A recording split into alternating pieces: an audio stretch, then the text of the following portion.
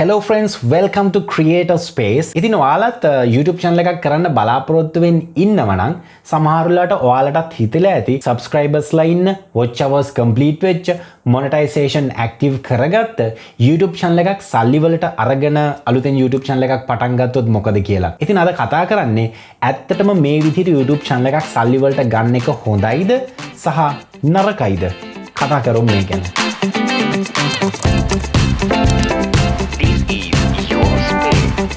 Video එකට යන්න කලින් මතක් කරනවා ඔයාලට YouTube සම්බන්ධව මොකක් හරි ගැටලුවක් තියෙනවා නම් අපිව contact කරගන්න ඕන නම් ඔයාලට පුළුවන් Patreon community එකට join වෙන්න.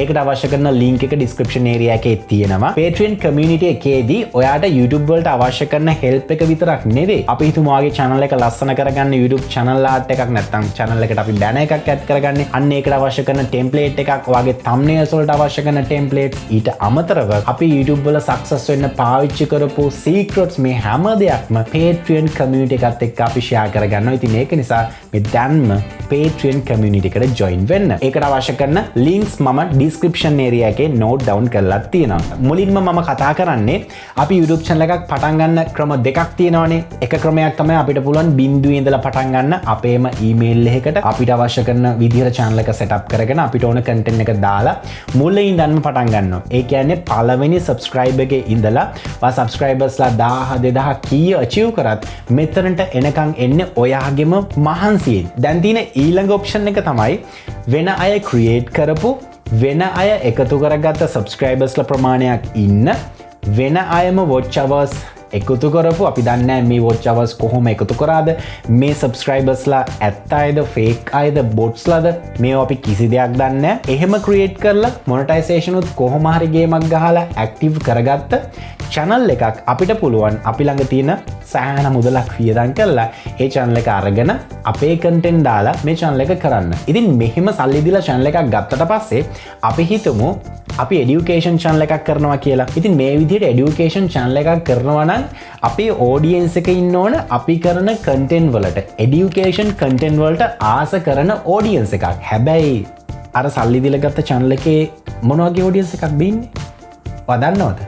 නැහැනේ. අපි දන්නේ නැහැ ඒ channel එක create කරපු කෙනා මොන විදිහේ audience එකක් අරගෙන ඉන්නවද කියලා. බොහෝ දුරට මේ විදිහේ channels වලට audience එක එකතු කරගන්නේ gossip video නැත්නම් TikTok වල තියෙන එක එක dance movements, එතකොට funny videos වගේ දාලා. ඉතින් අපි හිතමු එහෙම එකතු කරගත්ත audience එකක channel එකක් ගෙනල්ලා එහෙම තියලා ඔයා මේකට දානවා education content. ඒ audience එක කැමති වේද ඔයාගේ education content බලන්න? තව සරලම example එකක් දුන්නොත් අපි මාළු මාකට් එකකට ගිහිල්ලා ඩොක්ටර් කෙනෙක් දීපු ප්‍රිස්ක්‍රිප්ෂන් එකක් අපි මේ මාළු මාකට් එකට දීලා අපි බෙහෙත් ඉල්ලනවා වගේ වැඩක් තමයි මෙතනදී සිද්ධ වෙන්නේ. මාළු මාකට් එකෙන් අපිට බෙහෙත් ගන්න බෑනේ ප්‍රිස්ක්‍රිප්ෂන් එකකට. අන්න ඒ වගේ තමයි වෙන කෙනෙක් වෙන ටොපික් එකකට එකතු කරගත්ත ඔඩියන්ස් එකක් ගෙනල්ලා ඔයා මේ විදිහට අපි හිතමු මේ බකට් එකේ ඔඩියන්ස් එක ඉන්නවා කියලා. ඔයා මේකට এডুকেෂන් දානවා. ඉතින් මේ ඔඩියන්ස් එක කවදාකවත් ඔයාගේ කන්ටෙන්ට් වලට කැමති වෙන්නේ නැහැ. සහ ඔයාගේ කන්ටෙන්ට් බලන්නෙත් නැහැ. තව දෙයක් තමයි අර විදිහට ක්‍රියේට් කරපු channel එක ඔයා ගත්තට පස්සේ ඔයාට අවශ්‍ය කරන නම දානවා. ඉතින් මේ විදිහට නම change කරාට පස්සේ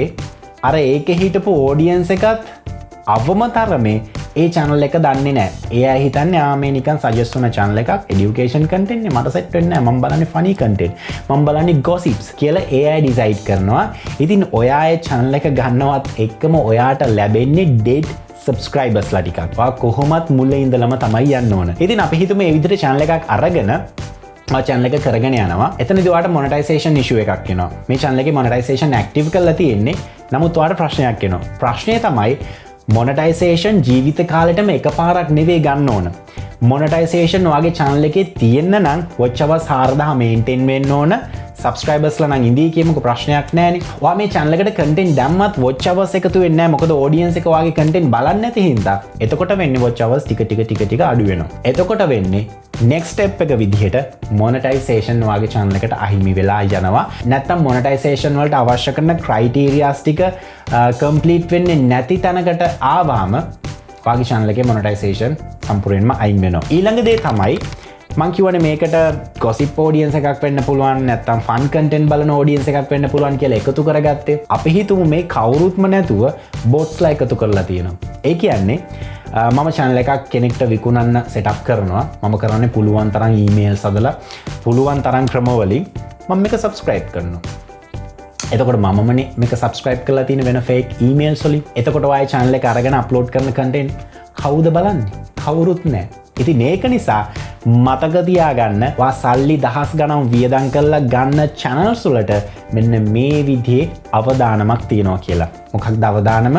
ඒකින් audience එකට ඔයාගේ content set වෙන්නේ නැති එක. ඊළඟ point එක තමයි fake engagement. මම කලිනුත් මේ ගැන කතා කරා. නමුත් අපි engagement ගැන කතා කරොත් අපි channel එකක් create කරද්දී අපේ channel එකට එන පිරිස, යන පිරිස, අපේ content බලන පිරිස, අපේ videos click කරන පිරිස මේ හැම දෙයක්ම analytics වලට එකතු වෙනවා. අපිත් එක්ක audience එක කොච්චර interact වෙනවද කියන එක මත අපේ channel එක grow වෙන්න reason එකක් වෙනවා. ඉතින් අර අපි සල්ලි දීලා ගන්න channel එකේ create කරලා තියෙන fake engagement එකක්නේ. TikTok videos දාලා, gossips videos දාලා. ඉතින් මේ fake engagement එක අපි මේ channel එක ගත්තට පස්සේ අපිට තවදුරටත් maintain කරන්න බැහැ. මොකද අපි මේකට upload කරන්නේ අපේ content. නැතුව gossip වත් TikTok videos වත් නැත්තම් වෙන fun entertainment දෙයක්වත් නෙවෙයි. ඉතින් ඒක නිසා අර කලින් තිබ්බ fake engagement එක fake නැහැ. යාළඟ channel එක තිබ්බනම් එයාගේ content දැම්මනම් හැබැයි ඒක ඔයාගේ අතට එනවත් එක මේක fake engagement එකක් වෙනවා. ඉතින් මේ engagement එක තවදුරටත් වෙන්නේ නැහැ. මේ channel එක තවදුරටත් grow වෙන්නේ නැහැ. ඒ වගේම YouTube algorithm එක තේරුම් ගන්නවා මේ channel එකේ content මිනිස්සු වැඩි බලන්නේ නැහැ. මේක වැඩි push කරන්න ඕන නැහැ කියලා. ඉතින් මේ වගේ අවස්ථාවකදීත් ඔයාගේ channel එක fail වෙන්න ලොකු chance එකක් තියෙනවා. එතනදී ඔයා අර වියදම් කරපු දහස් ගානක මුදල අපි හිතමු අපේ පර්ස් එකේ ලක්ෂයක් තියෙනවා පර්ස් එක නැති වුණා කියලා. සමහරවිට පර්ස් එක හම්බ වෙන්නත් පුළුවන් නැති වෙන්නත් පුළුවන්.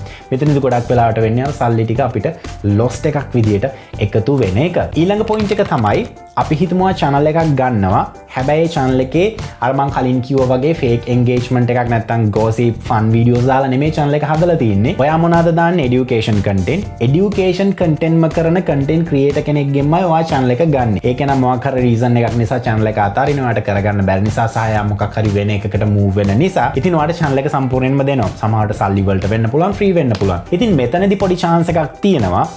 අර content creatorට වඩා හොඳ quality එකට හොඳ advance විදිහට ආයිත් education content කරන්න පටන් ගත්තොත් හොඳ විදිහට වාට හැකියාව තියෙනවා අර හිටපු educational content කරන audience එක වාට ග්‍රහණය කරගන්න. එතනදිත් පොඩි ප්‍රශ්නයක් එනවා. YouTube එක කියන්නේ සාමාන්‍යයෙන් personality එකක් මත build වෙන platform එකක්. ඒ කියන්නේ creative art LK channel එකේ SG කියන character එක මත තමයි මේ channel එක grow වෙලා තියෙන්නේ, මේ channel එක build වෙලා තියෙන්නේ. ඉතින් ඔයා බලන channel එකේ කෙනා මත තමයි ඔයා channel එක බලන්නේ. මේ කෙනා මේ කවුද කරන්නේ මේ channel එක? ඔය ඒ මනුස්සයා නම් නියමයි.